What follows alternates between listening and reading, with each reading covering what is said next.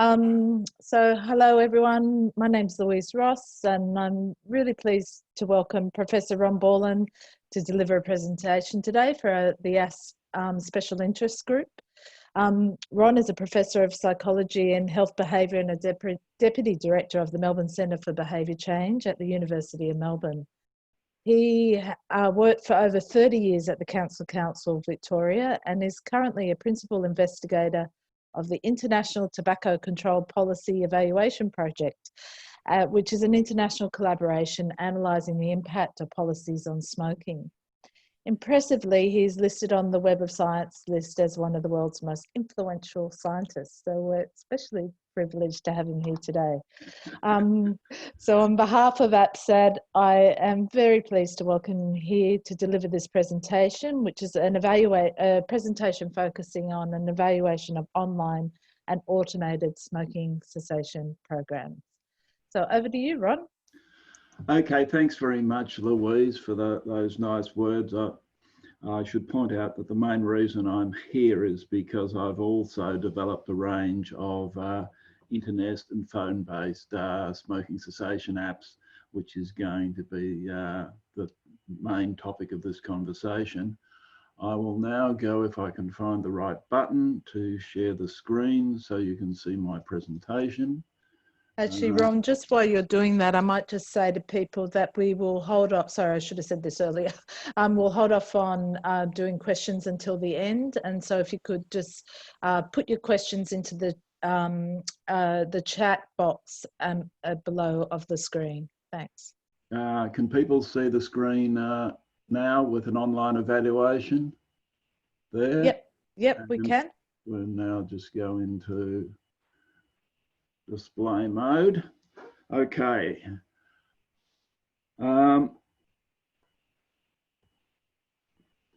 What I want to do today is perhaps a little bit ambitious, and I won't have time to talk about it all in detail because it really is a large field. I want to talk a little bit about the types of automated tools that are about. Note that there's not a lot of good evaluation of many of these, and look at the potential of analysing these by content, particularly focusing on a recent review from the Newcastle group and some of the work I've been doing more recently.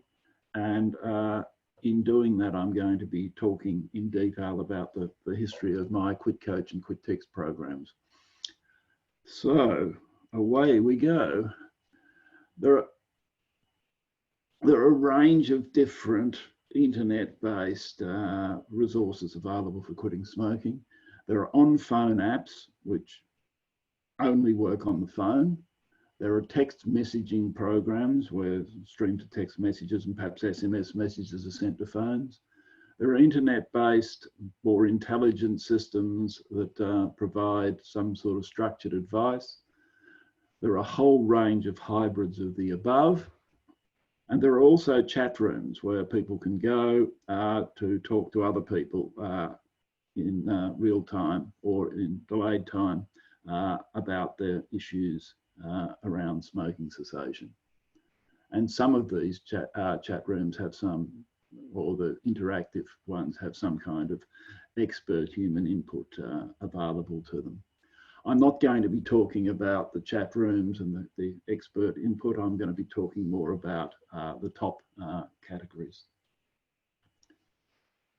So text messaging, which is essentially sending a stream of text messages to a phone inbox, and these can start from sometime before the person initiates a quit attempt to sometime after. They can vary in degree of message tailoring and in message frequency. And I'll just give you an example from the QuitText program that I've developed. That has a registration and a brief assessment. That assessment allows for some level of tailoring of the information that's sent. So some of the text messages are tailored. It can specify the timing of the first and last messages of the day so people don't get messages in the middle of the night. It has a choice of message frequency, which range from 2 to 8 down. The 2 to 8 being because the number of messages per day is again tailored to critical points in the quitting process. So in the day before initiating a quit attempt and the day after, the number of messages maximise. There's also a peak of messages at the time that the person makes a firm commitment to quit. Sometimes that can be several days before they actually initiate. If it's close to initiation, then the intensity of that period around initiation can be greater. So it also can increase the frequency of messages if the person's at risk of relapse, perhaps by sending us a message. And on the right, you can see some of the messages that people can send, which will allow an additional stream of messages to be sent that target specifically the kind of problem. Okay, so they're the sorts of things it can do, and do they work? This is from Robin Whittaker's Cochrane review. Earlier versions of this review I was involved in, but I've dropped out of authorship of those more recently.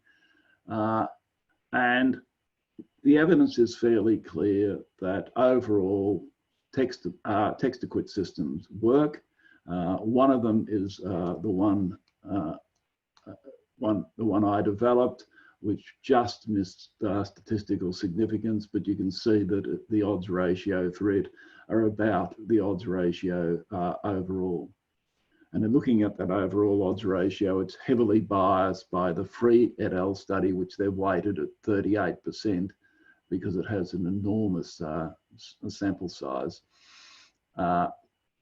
Whereas some of the smaller studies have been somewhat less successful. And there is some overall heterogeneity suggesting that not all text messaging programs work, but they certainly can work, and they can work quite effectively. Okay, next slide. Turning now to apps in the phone, there are lots of these. If you go onto an app store, you'll be overwhelmed by them. Very few of them have been evaluated.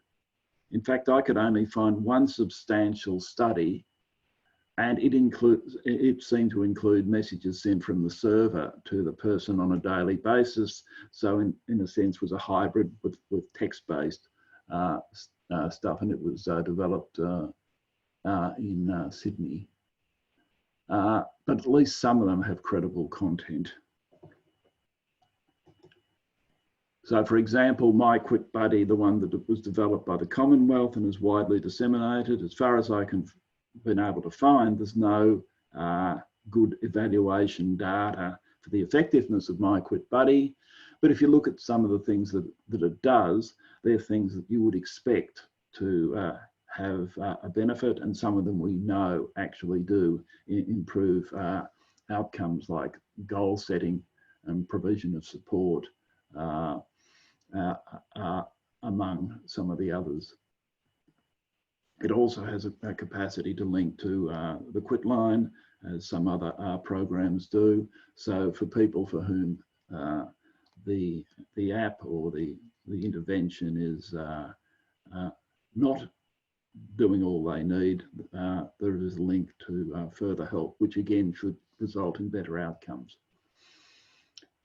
Okay. So this is the study that was published by Bindim et al. In 2018, and it shows clearly that they got a benefit from their intervention, which was a decision-making aid. So there was a structured program of helping people make the decision as to how they would go about quitting, and how they would go about it. And they provide some evidence that that manipulation actually worked, and is thus plausibly responsible for the differences they found. Curiously, this study used imputation, and one of the things that they imputed on was condition, which is which is a significant problem because they have has the potential to increase the likely significance of the findings. So that notwithstanding, it would appear that apps can be beneficial, but it may be that it was mainly beneficial because it was sending text messages to people, as evidenced by a study in which I was involved, led by Dave Buller from Colorado. He developed this really fancy text app with all sorts of stuff, and it had the capacity to generate the text messages that I'd developed, the text messaging program. I'll talk a little bit more about the one that was almost significant in the previous trial. But all of those messages were within the app. So you had to go into the app to get the messages. And he did so this was an absolutely gee whiz thing. It was, state of the art at the time. And he did a pilot study to get power calculations for a large scale trial. And what did he find was that the on-cue text messages, which were sent to the person's text message inbox, were clearly superior at 6-week post-test on a range of different measures. More people were quit, and the most important one is probably the bottom one, 7-day point prevalence abstinence. 58% quit in the on-cue condition versus 30% in the really quit mobile condition. So this was a case where they were getting the same, potentially accessing the same information plus a lot extra in the really quit condition, but they actually had to go and seek it, and they weren't. So actually pushing the messages to people is critically important and may explain some of the benefit of the previous study.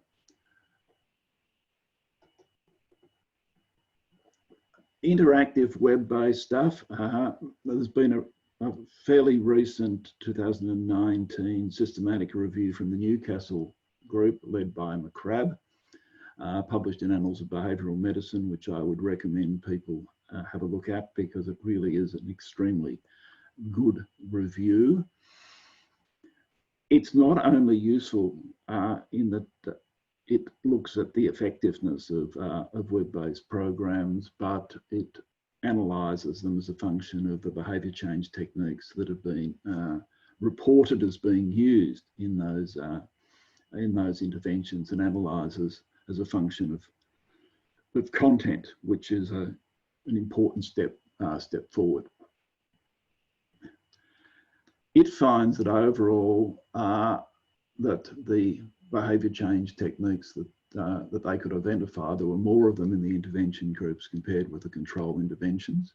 But note there were 3 VCTs identified in the control interventions. So at least some of the control interventions were not anything like no treatment controls. So what we're talking about is a test of an augmented program versus a less augmented program in terms of the techniques. Okay, so what did they find? They found an overall substantial benefit of internet-based programs. As you can see here, none of the programs had any trends towards negative effects, but several of them were close to 0.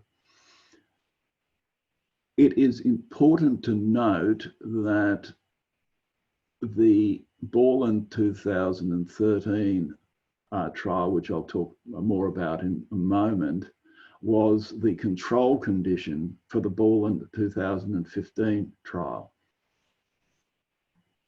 So the fact that they have similar odds ratios, the odds ratio for the Borland trial is on top of the effect of the initial version of the QuitCoach. So,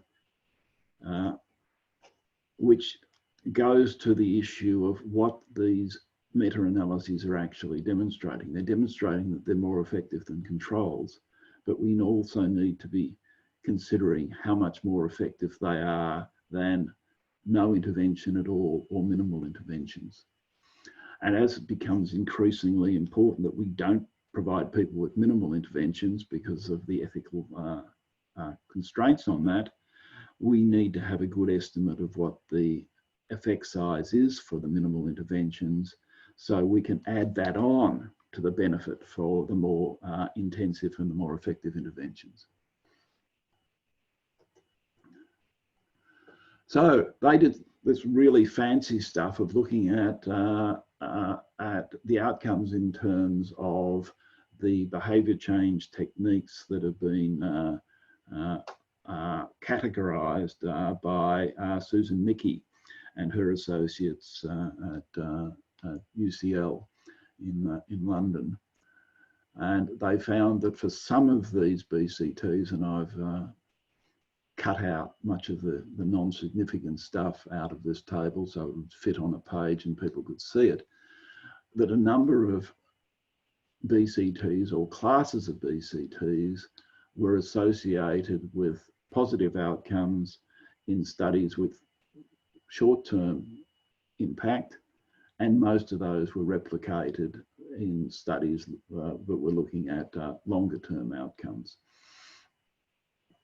So things like goals and planning was important. Interestingly, the effect size was smaller for the long term, but you might expect that, particularly for goal setting, that if goal setting is important for getting you going, it's probably not so important for helping you stay quit, whereas problem solving and action planning should be more important further down the track. Feedback and monitoring wasn't replicated long term. Social support seems to be important, so providing some mechanisms of social support and natural consequences, something I'm not entirely clear what they meant by natural consequences. One of the problems with using the Mickey et al. 93 is that it is very difficult to work out what some of them actually are, and the ability for people to accurately code them is open to question.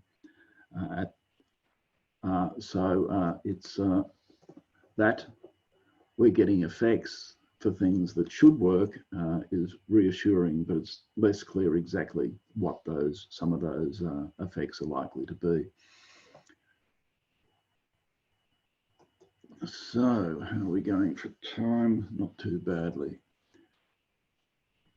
So when we think about these kinds of tailored messages that we might give people, I think we need to be thinking about them as a form of dialogue, in a sense as an online automated form of a therapeutic conversation between an intelligent system and its client, if you like, in a way that's analogous to the way in which a therapist would interact with a client. Obviously, there have to be a number of differences in that, but it's important that that kind of model be in the background, I think, for people to understand.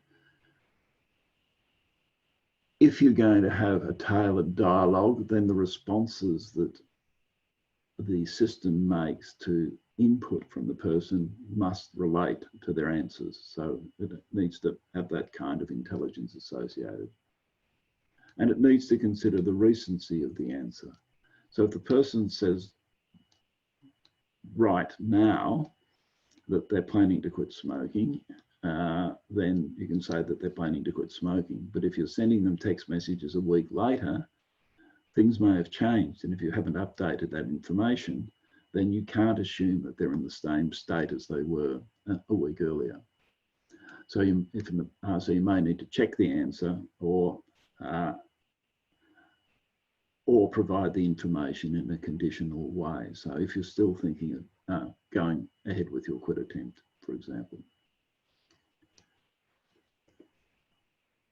It's also critically important to understand where the person is at, which in my way of thinking is similar to the concept of stage of change, but comes from a different kind of underlying mode of thinking. That it's really where what the person is thinking about, what issues are likely to be important to them. So for somebody who's not thinking about quitting at all, getting it onto their agenda is important.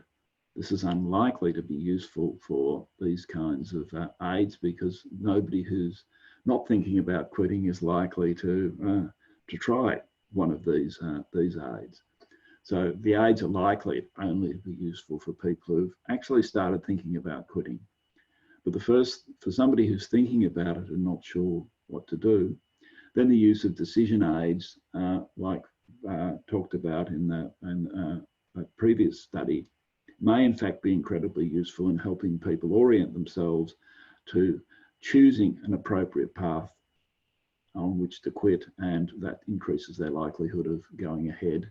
And because if they choose the most appropriate strategy, it maximizes their chances of doing so.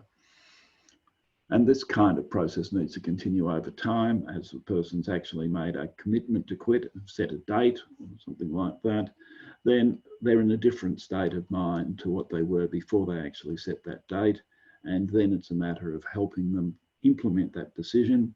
Once they've actually implemented it, then the challenges are about staying stopped. And in the immediate period after quitting, that's very much around concentrating. It's about self-control, but as that period extends, we would hope that the strength of urges declines, and it becomes much more of a background activity that the person only has to attend to relatively infrequently. So my QuitCoach has a lot of these characteristics built into it. It's not prescriptive in the sense that it tells people exactly how to quit. It tells them that they need to make a decision, they need to commit to the decision, and it provides them advice on the use of medication and other support. So it generally encourages people to use medication if they think that will be beneficial, but it doesn't prescribe it.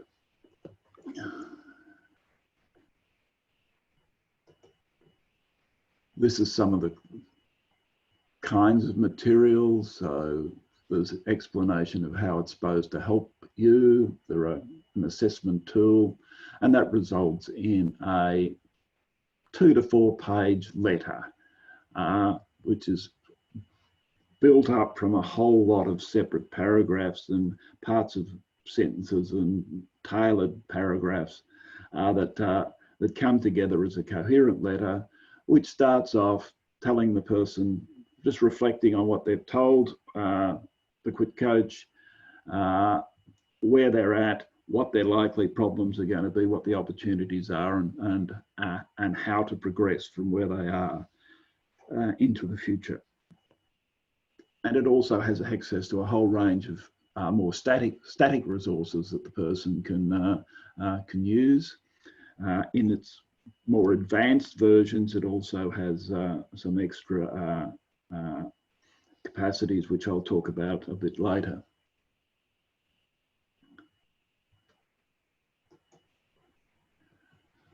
So I've talked a little bit about the kind of perspectives on thinking, but this slide was in the wrong position, so we'll skip that. Just to mention that some of the things that it's tailored on are demographic characteristics. So it recognises the person's gender, for example. It takes into account their quitting history. It takes into account their affect, how they're feeling, pros and cons of smoking, aspects of the social context. So the early versions of the QuitCoach had a lot around the places in which there may be restrictions on a person smoking. A lot of that information has actually been taken out of the more recent versions because smoke-free restrictions are now much more ubiquitous than they were back in the 1990s when the program was originally developed. So these are the periods around which it organises the advice. So for people who aren't currently planning, they're followed up on a different kind of schedule. People who are thinking about it but haven't committed to a date get feedback and encouragement to come back to the program on a slightly more frequent schedule. Those who've set a date, it's even more frequent. Similarly, for those who've just implemented within a week, those who are moving out, and those people who are what I've called synthesis here, which are people who basically got to the point where cravings have become less than daily, and it's no longer a focal activity. I go even further out. So one of the things I should have mentioned in relation to that before I go on to the slide is that the QuitCoach is designed to be used multiple times. So it sends people a message when it considers to be an appropriate time to review the person's progress. And if they return, it resets that. If they don't, it sends them, I think, one other message. And if they ignore the second message, then it doesn't bother them anymore. So the initial trial we did back in the 1990s, some of you might remember the 1990s. It was an era where the internet really was not a ubiquitous phenomenon. So we did the original trial based on telephoning the person, doing the assessment over the phone, printing out the advice that was generated by the computer system and mailing it to people using a strategy called snail mail, which some of you may have remember from your distant pasts. And so it wasn't an internet delivered, but the advice was generated by a computer because the internet essentially wasn't available to use at that time. We had about 500 people in each condition, and most of the people got at least 2 tailored letters. 7% of people, after we randomised them, said they didn't, for some reason, didn't get any of the intervention. So what was the effect of this? We had a significant impact on 12-month point prevalence and 6-month sustained abstinence at 12 months, quite a big effect. Using available data, that is, if they were missing, we only analysed those cases where we had follow-up data. But for the all cases analysis, where all the missing data were treated as failures, which is a more conventional strategy, but one that underestimates effectiveness, we had 6-month sustained abstinence difference of about 8%. So clearly this program was working.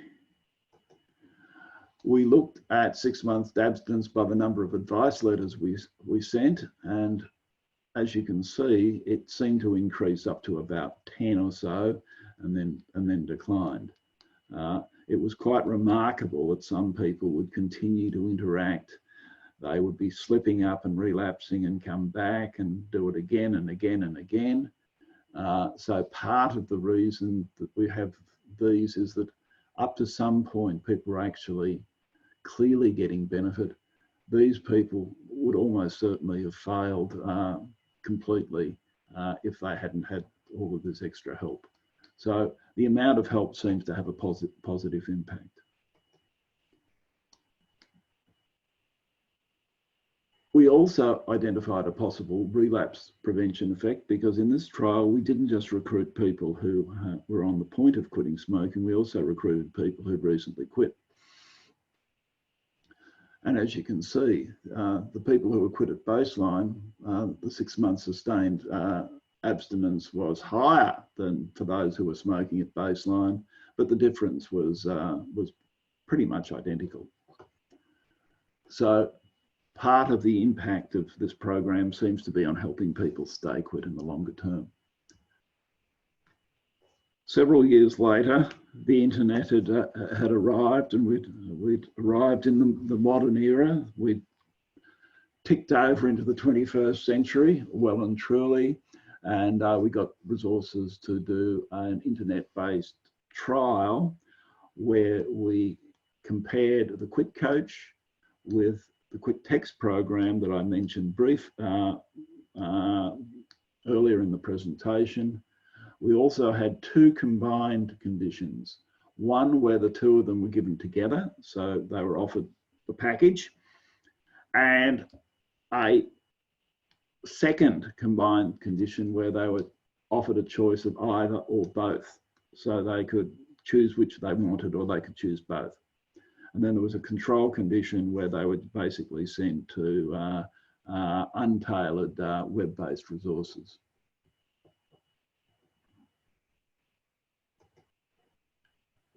Use of interventions was higher in the choice condition.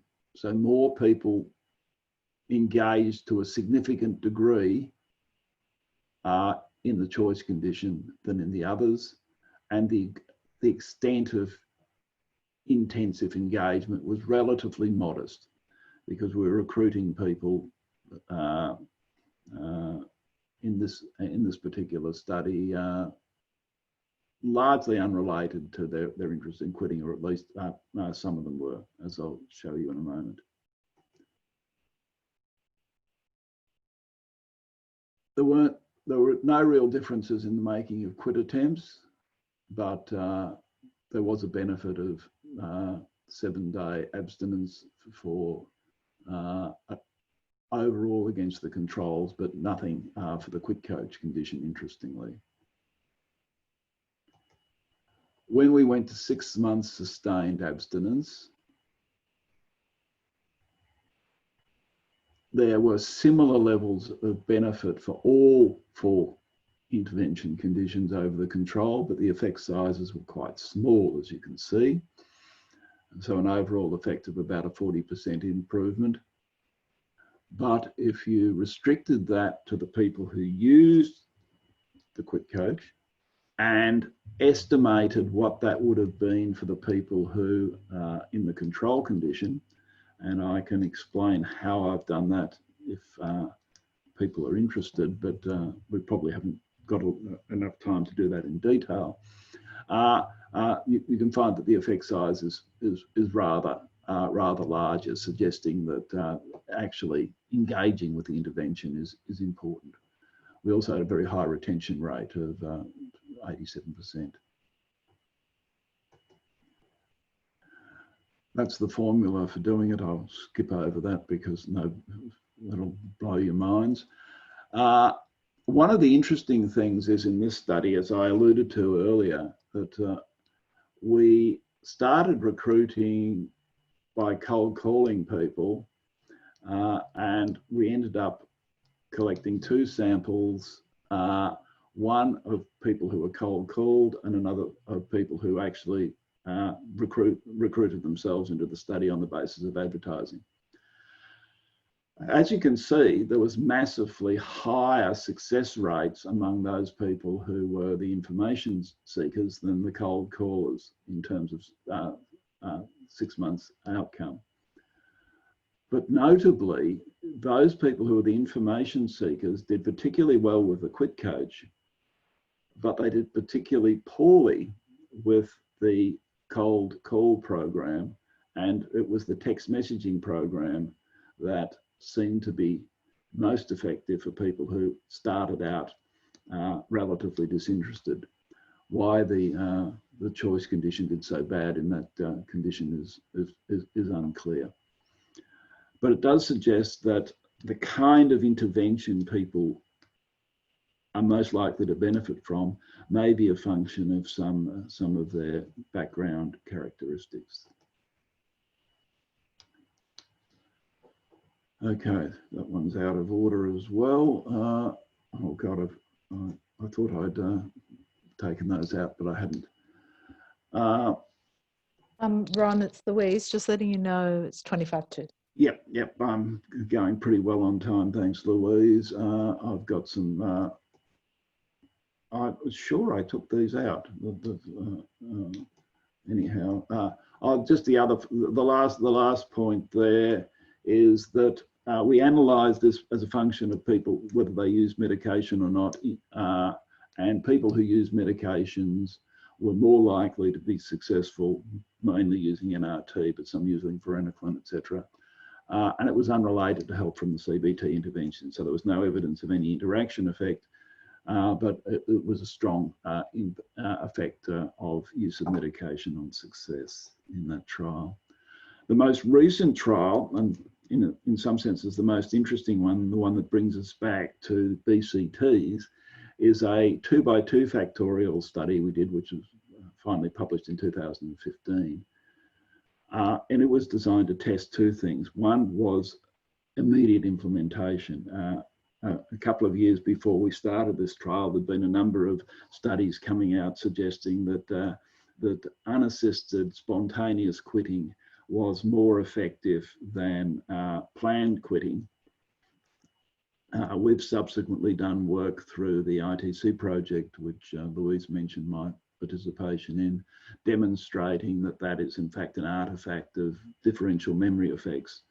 People forget spontaneous quit attempts unless they're successful, and are much less likely to forget strongly planned attempts. So if you've gone along to a quit smoking course and failed, you remember that for quite a while. If you're woken up one morning and says, oh, look, I'm going to quit today, and have failed by 6 o'clock that afternoon, you'll forget that quit attempt within a few weeks. So if you control for memory effects, in fact, spontaneous quitting is not more successful, it's probably less successful. But in this trial, we actually, people who were not immediately planning to quit, we were randomized them to encouraging them to do it right now as compared with allowing them to do it at their own pace. The other main arm I'm going to talk about, it was the structured planning arm. It had a focus on planning around the quit attempt and after the quit attempt, not so much on the days before. We've found some cross-sectional retrospective data suggesting that too much planning before a quit attempt may in fact be counterproductive, and that people can have plenty of time to plan after they've quit, and planning after they've quit when they're planning in relation to what experiences they're actually having seems to be important. Consistent with that, the only place where pre-planning seems to work is for people who've had a recent failure, so they've got some recent experience to go on. People who haven't tried quitting before or for a long time seem to be particularly vulnerable to planning for the wrong things and maybe less likely to succeed. We prioritise planning activities, so there are lots of things you can do around planning quit activities, but we prioritise those. We had a tool that actually gave people a maximum of 3 what we considered to be the highest priority activities for them to take on, and they could choose from them. As they completed them, they could tick them off, and new ones would come up if there were new ones. That focused people's attention. We also train people and encourage them in the use of if-then statements for planning their strategies to use in specific situations. For example, generating counter thoughts when having a cigarette. And we strongly encourage them to think about themselves and feel positively about the idea of being a non-smoker and bad about their smoking. So to own their motivation. So not, in a sense, come to want to quit smoking rather than just feel that they should quit. So this was based on a whole lot of psychological theorising, some of it coming out of my my CEOS theory of hard to maintain behaviour change, but all of it backed up by considerable research on the importance of these things in actually helping people quit. Some of the other things that were in there were all already in the original QuitCoach, like the encouraging the use of social support, planning around the use of medication, etc. Okay, so what do we find? Rapid implementation had no impact at all. So it didn't matter whether we pushed people to try and quit as soon as possible, or we allowed people to quit at their own pace. Seemed to have no impact. So we can move to the next slide. The structured planning outcomes were rather more successful though. Interestingly, at our short-term outcome, which was quit for 1 week at 1 month post their quit date, we found no significant effects, and we thought, oh dear, we've stuffed up the QuitCoach because the control condition was the base QuitCoach, the one that I showed you in the earlier tree plots was almost significant, but was the same one that was highly significant when delivered by mail. But then at 6 months, for 6 months, we found that the structured planning condition was highly significantly better than the control arm, both using the cases for whom we had 6 months outcomes, and when we treated all of the missing cases as treatment failures. It didn't make any real difference at all. And for these analyses, we had a larger sample size because this included all the people who were right on the brink of quitting or had recently quit at the start of the program. We also looked to see whether there was a dose response. Oops, I've just gone back. A dose response effect, and we found that those who received a minimal dose of the treatment seemed to be doing better than the control group, but those who received a substantial dose seemed to be doing better, suggesting that the more the better. We also looked at the relapse curves for this because of not finding the short-term effect, but finding the longer-term effect. And as you can see, the rate of relapse was slower in the intervention condition. Interestingly, and not in the published paper, we looked separately at survival as a function of whether they used medication or not, and we found there was a significant impact of medication use, and as in our previous trials. Those people who used medication, there was no evidence of any benefit up until around 90 days, and then a difference emerged. That's about the time people stop using their medication. Whereas in the group who didn't use medication, there was evidence of a benefit from about a week or so post-quit, suggesting that the kinds of strategies we were training people in were particularly important when they were no longer protected by the use of medication. So they were having strong urges and were needing to resist them. God, I seem to have duplicated. We also looked at the number of planning tasks undertaken by intervention. We looked at planning tasks that were undertaken pre-quit, and something wrong here. Among those who succeeded, there was no difference, but they were less pre-planning.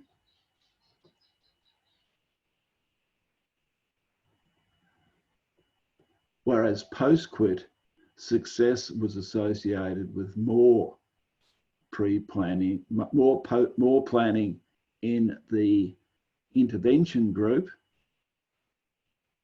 than in the control group, where there was no difference.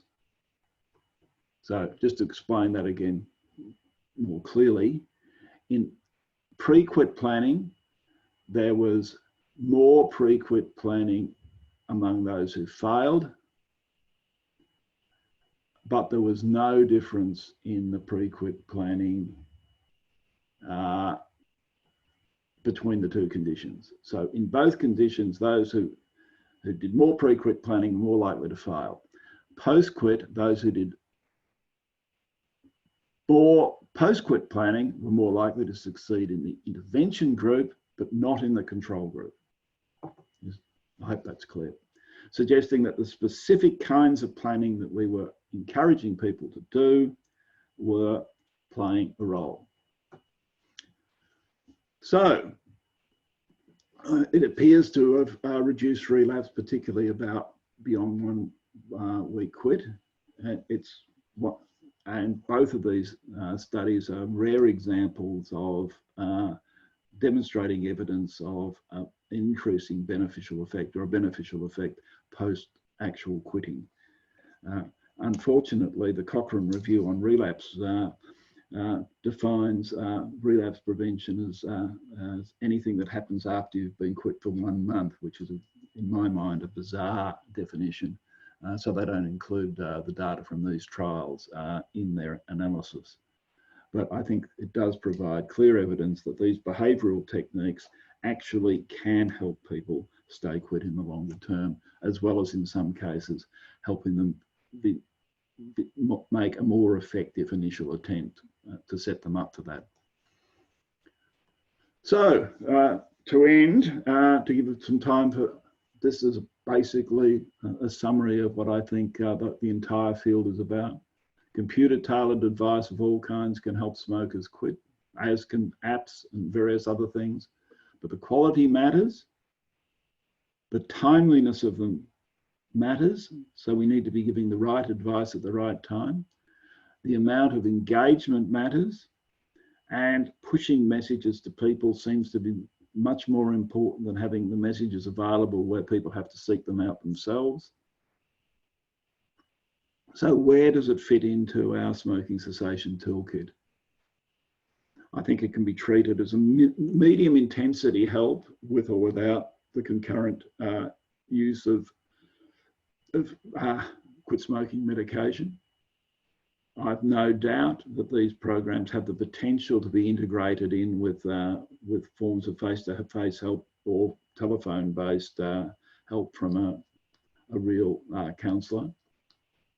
But I also suspect that as the promise of more intelligent computing, the use of avatars, the increased sophistication of tailoring, that a lot of the more routine kinds of support that people need is increasingly going to be provided through automated programs, and that the role of the expert smoking cessation counsellor will be to pick up the pieces of those people for whom these automated programs have not been enough. With that, I'll stop, and so we've got a bit of time for questions. Thanks, Louise. Thanks, Ron. That was really interesting. Just wondering if anyone has any questions, if they could post them on the chat, which is on the toolbar at the bottom of your screen. Just while we're waiting for people to put any questions on there, Ron, I just had it with regards to these studies. Do we know which population groups benefit the most from computer assisted support?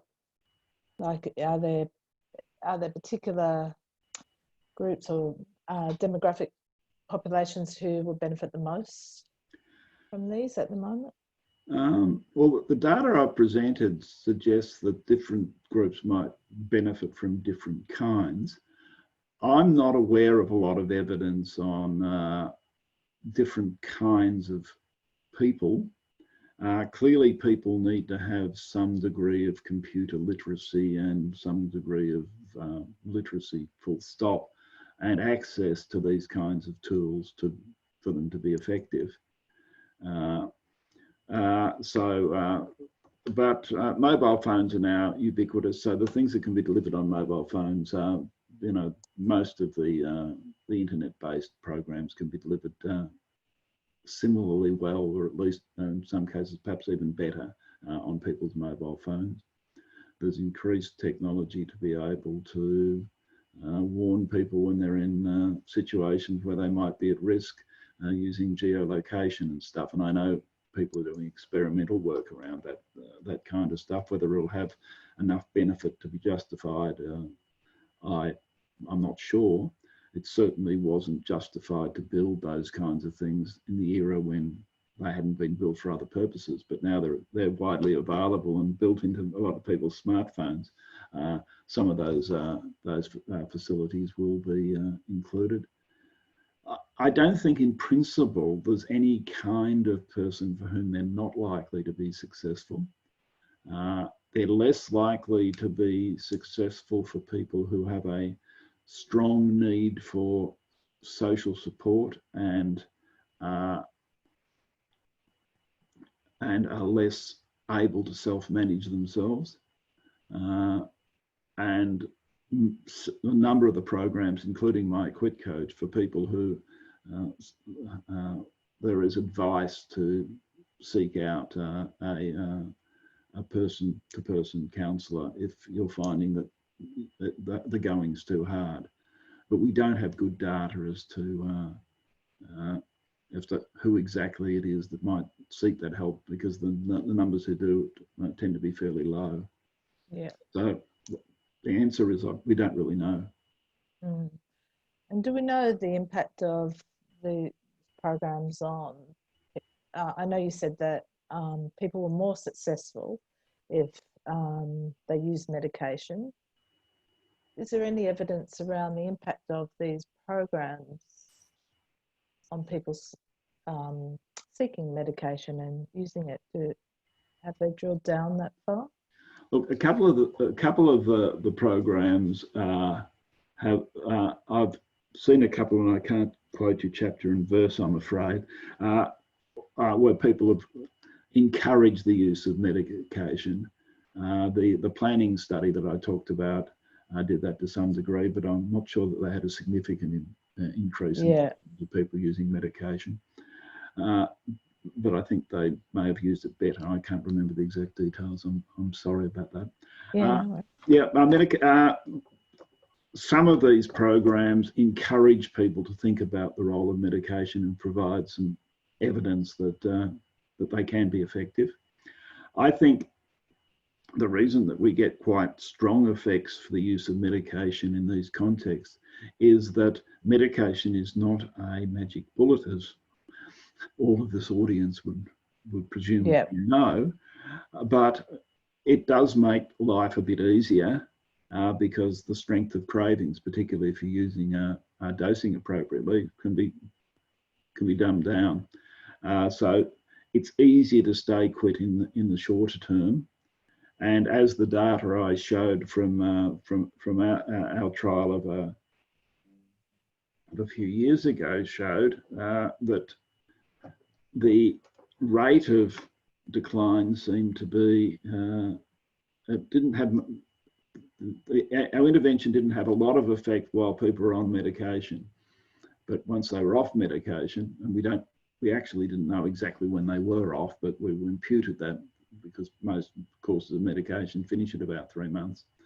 Then we started getting an impact. So one would assume that once one goes off medication, there tends to be some increase in cravings, and that's been reasonably well established, at least as a generalisation.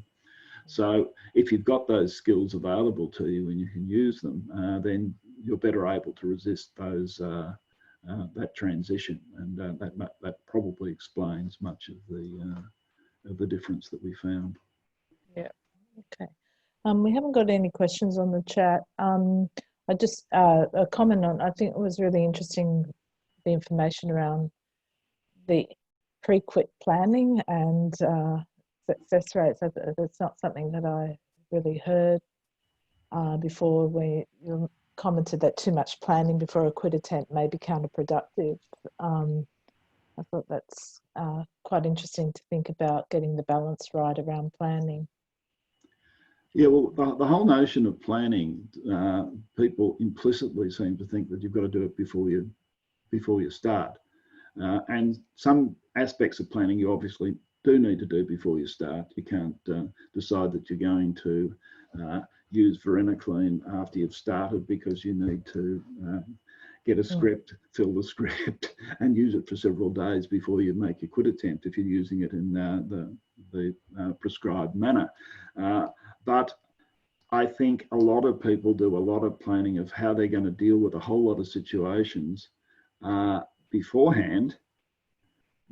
They quit. The situations where they end up having problems end up being quite different to the situations they were expecting, and they find themselves caught out. And if you think about it, you know, after you've quit smoking, if you even if you quit the night before and you wake up in the morning and you have your initial cravings, typically they will dissipate. And you'll have periods when you're not craving, when you've got plenty of time to plan, because planning's not a particularly good idea for the future. At points where you're having cravings, there you need some emergency strategies that you just know what to do. So yes, you'd probably need some planning to deal with the first cigarette the next morning if you've quit overnight. Yeah. But beyond that, the QuitCoach suggests that people set aside some time each day, and then gradually longer periods, to review how they've gone for the day and think about situations that they're going to face that day or the next day, and to start planning for them. So it's a sort of step planning as you go along. It's a bit like adapting your holiday to meet your needs, rather than having everything booked in advance and finding that you're frustrated because you would have liked to have spent some extra time in place X and you didn't want to end up spending so much time in place Y. So you get that discord. So I think it reduces the tendency for there to be a discord between your plans and the reality that you're facing. Actually, we do have a question from Renee Batoon. She expresses that she has no conflicts of interest regarding pharmaceutical companies, but she's aware that each of the companies have support apps and internet support. She's asking if you're aware of any of the content and outcomes they might have. Can we recommend that smokers enroll in them when getting a script? Well, I haven't done any systematic study of the apps. My general view is that there are enough resources out there where there is good evidence that they work. If there is good trial evidence that they work, you can recommend them with a degree of confidence. If there isn't good trial evidence, then I think, as people with expertise in the field, you can look at the content and say, well, based on what they say they're doing, or in fact you can try them if you like, are these likely to have benefits? Have they got the potent elements in that we're increasingly demonstrating are definitely important for effect? If they have, then you've got a second level recommendation. We don't know whether it works or not, but based on what's in it, it's likely to be of some assistance. Would be the kind of approach I'd be taking on those. Great. Okay, there's no other questions, so I just want to again thank you so much for the presentation. It was really interesting, and Liz will upload it so others who can attend the session today can review it. But yeah, thanks again, Ron. A really great presentation. My pleasure. I hope the audience got something useful out of it. Yeah. All right. Well, we'll sign off now. We're just 1 minute ahead. Oh, now it's 1 o'clock exactly. See you all. Perfect timing. Perfect timing. Okay. See you. Bye.